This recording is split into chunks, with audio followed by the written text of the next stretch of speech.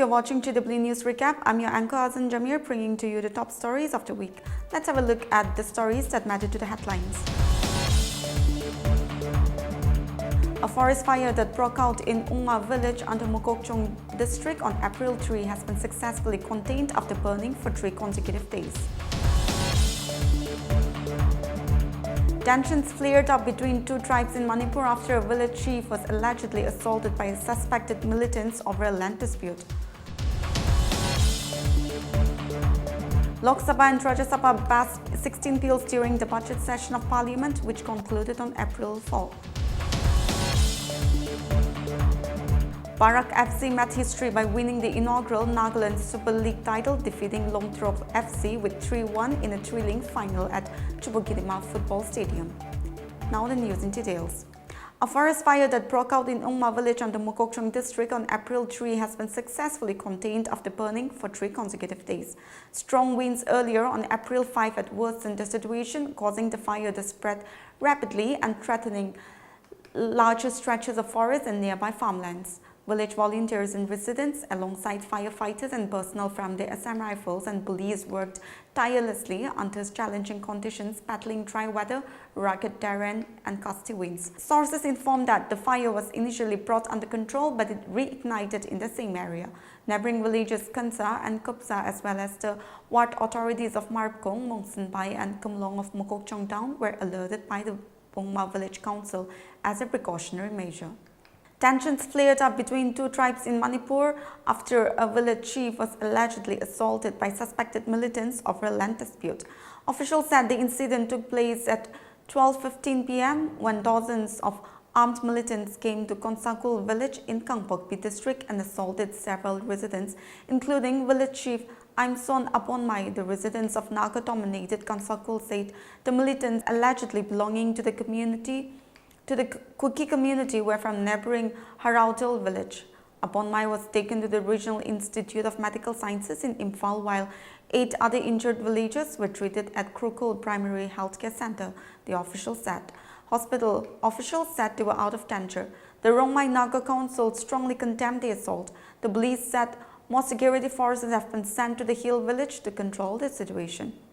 A recent policy shift regarding the free movement regime between India and Myanmar had sparked strong opposition from tribal communities, particularly the Tangkhul Naga people, who constitute about 87% of Ukrul's population. On April 2nd, protesters from across Ukrul district, joined by supporters from Senapati and even Nagaland, marched through Ukrul town carrying placards with messages. The policy has been instrumental in maintaining cross-border ties between communities that share deep ethnic and familial bonds. Meanwhile, a large public rally against the proposed border fencing between India and Myanmar was organized by the Naga People's Front at Longwa village on April 1st. The rally, according to a press release from NPF Bureau, said was led by the central team, saw participation from NPF President Apong Punganer, MLA and Secretary General Ajumbe Mokikon, members of the Central Youth and Women's Wing, the Ang of Longwa, council leaders, student leaders, women leaders, and a significant number of local residents. Addressing the gathering, Ajumbe Mokikon strongly opposed the border fencing initiative and reiterated the concerns raised by the Ang of Longwa. He emphasized that Longwa existed before the independence of both India and Myanmar and questioned the rationale behind dividing a village that shares historical, cultural, and familial ties across the border.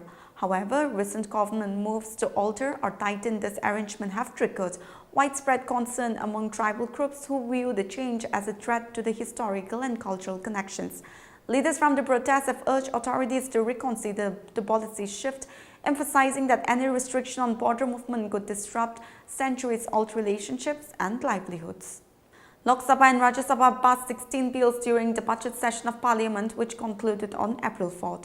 The session, which commenced on January 31st, had an inter-session break, saw the 2 houses passing some significant legislations, including the Waqf Amendment Bill. Productivity of Lok Sabha and Rajya Sabha budget session was approximately 118% and 119% respectively, according to an official statement by the Ministry of Parliamentary Affairs.